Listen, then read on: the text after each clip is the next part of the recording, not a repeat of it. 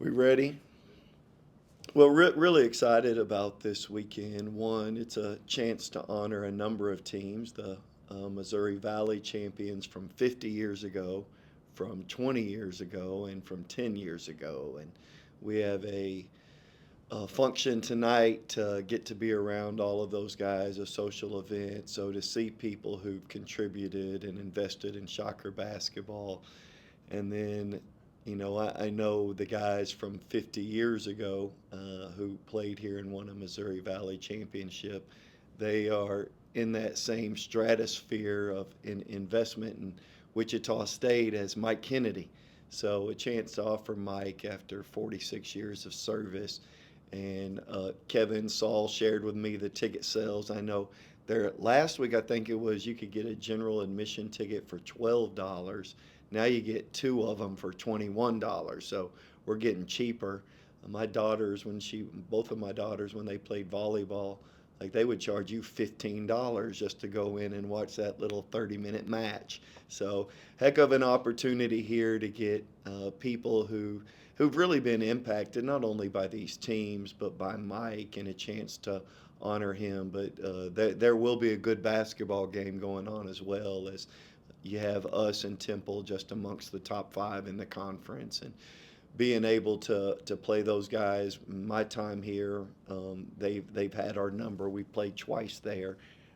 We've only played them once here during my first year. So excited for the opportunity to play a really good team, and to do it in what's going to be a great crowd. And then kind of on that, what's it been like to work with and alongside Mike Kennedy these last 3 years? Yeah, when you take a new job, you just don't know who people are or what they do. And I know God says to love your enemies. I do not do a good job of that. So you're kind of navigating the world of, like, let's see who is actually invested in the program and want to see you succeed. And you don't know that when you get to certain places. Mike Kennedy is as excited as he could be about the prospect of winning the next game, and he is fully invested. I've asked him a lot of questions over the years to find out who who did he enjoy watching, what were the teams that he enjoyed watching, what's the reasoning behind it. But there is nobody who's been more gracious and more kind to me during my time here. And we've had scenarios where we, lost a bunch, especially in my first year. When I look at year one to year three, I think it's a 14 game difference at this same mark. At what did we play? 27 games. I think we were 11 and 16 2 years ago, and now 17 and 10. So just being 6 games under 500 to I guess 13 to 7 games over. Uh, it's just one of those scenarios where his approach is the same every single time. Like, he doesn't treat you any differently, when you win or when you lose. And I really appreciate the fact that there's a level of sensitivity there, that he gets that. And he's just a genuine guy who is just like, I can't say enough good things about Mike Kennedy, and it's no wonder that he's had the success and the impact that he's had.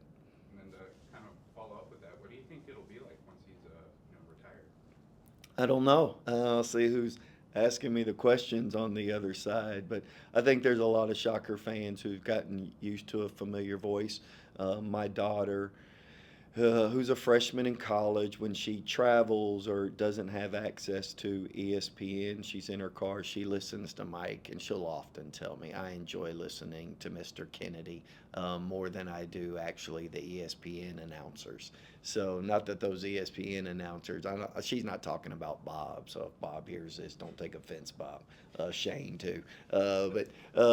If she can't get to a TV, like, she enjoys listening to Mike. And for those of us who were born in the previous century, Owen, unlike you, for those of us who were born in the previous century, You listen to games on the radio. You listen to baseball on the radio. You listen to basketball. You listen to sporting events on the radio, and you became really used to those voices. And he's a voice that a lot of people are used to hearing. And again, he's just been phenomenal with me, and just like a, a professional who's also a gentleman.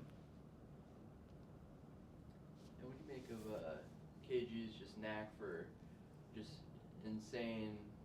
We saw at the USF game, just comes up with that steal and layup. The 4-point play, the steal on the jumper. Does he just have kind of a knack for just like crazy plays like that? Yeah, I would tell you that he is the most confident player in the room, and that kind of spills over to other people.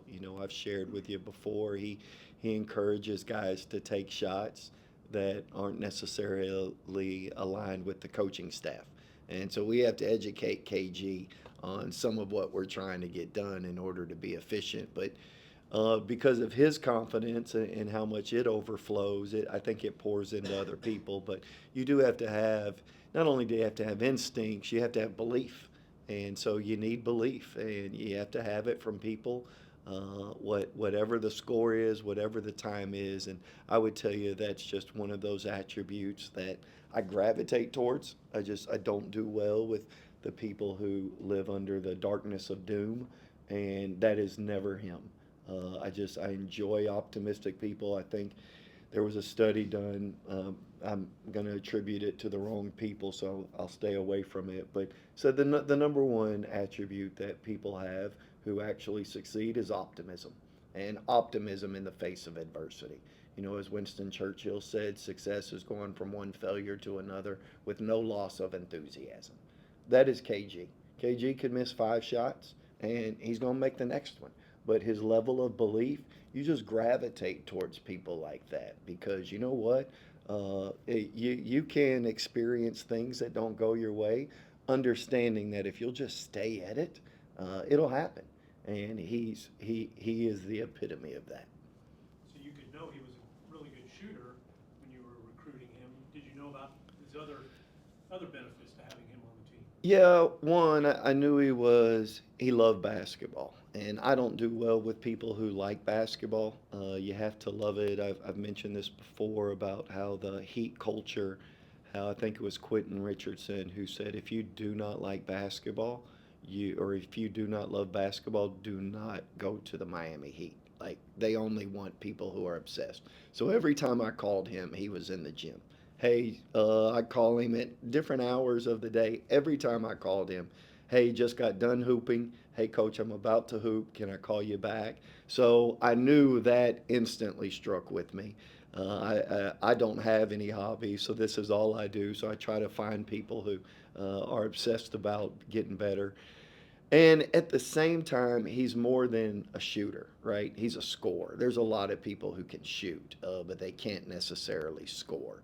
And I think that his scoring prowess has been on display this year. His favorite player that he told me was Pierre Jackson, and who I just had the pleasure of being around. And what was Pierre and I were in the gym twice a day when I was an assistant coach at Baylor, and just Pierre was obsessed with basketball. And when he told me that, and the fact that Pierre could do so many other things, and just how he navigated the game and saw it, and I just knew that he was more than a shooter, and I knew we could play him off ball, knew we could play him on ball. I'd be lying if I said the, that he loves the moment, and he's instinctive in the moment, but he loves the moment, and again, he can make sure that it feeds over to others. And with TJ, is it just like, can you just the way that he was playing, especially that double overtime, just looked like he was so confident. How much of just the importance of that with him specifically this first year of playing, just how big of a deal is it when he has that confidence? Can you just kind of tell like he's a different player when he has it? Yeah, I mean, every player needs confidence, and they have to have belief. And I think for a lot of freshmen, or anytime somebody's in their first year, could be junior college, could be high school, you kind of watch him hit that wall. It's eventually coming. That rut is coming. It's actually one of the first things that we talk about when we talk about development, and I get pretty wonky on them and go through a Stanford psychologist and what development looks like. And I tell them, you're eventually going to be in the pit. Everybody is. You're eventually going to be at a place where you want to quit because you don't know.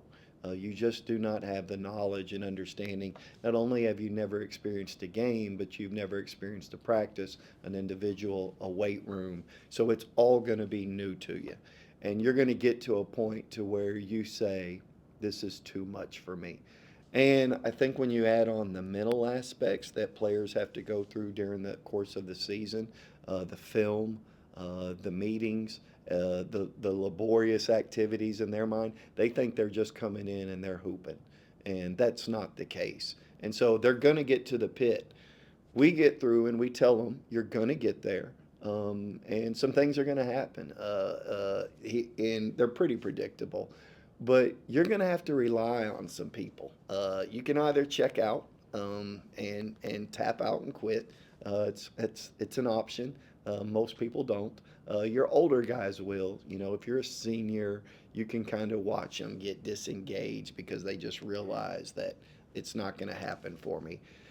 But I just think that TJ hit a wall, and it happens, and you kind of have to get out of that. Some of that was due to a concussion and not having the energy. Some of it's just mental overload.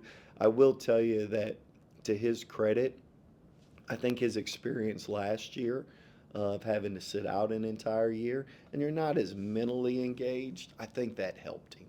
You know, it helps in your development. And we just talk about that development and how it happens. So we need him to play with confidence. Games like this help. And, you know, we saw an opportunity there to, you know, what in essence just became 2-on-2 basketball, you know, and find him in pick and roll situations, being able to navigate the middle of the floor. But I would tell you, go back to the Tulsa game, the offensive rebound. He gets fouled on an offensive rebound where he gets shot out of a cannon from the right wing. Then he gets a free throw put back, an offensive rebound. Like, that provides the energy.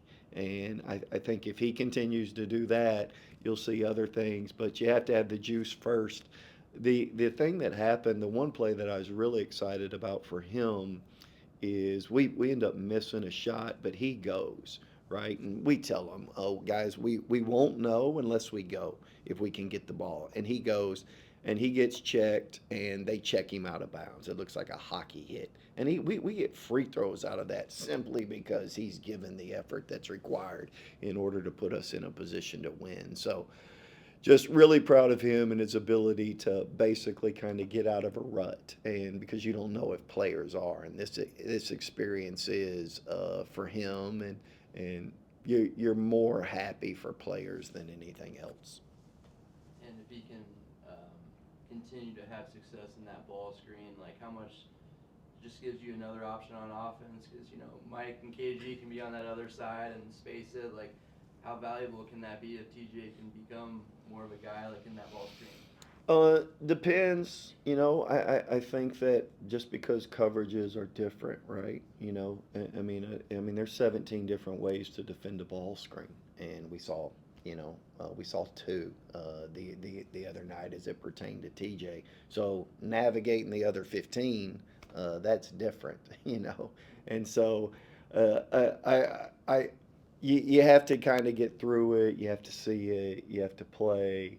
You know, sometimes there's people who they just struggle with the blitz and they're great in drop coverage. And then I see vice versa. They know how to navigate a blitz, but they don't know how to navigate drop. So all of that to say, he needs to be on the floor and probably get used to a variety of different coverages. And you know, what happens when people ice it?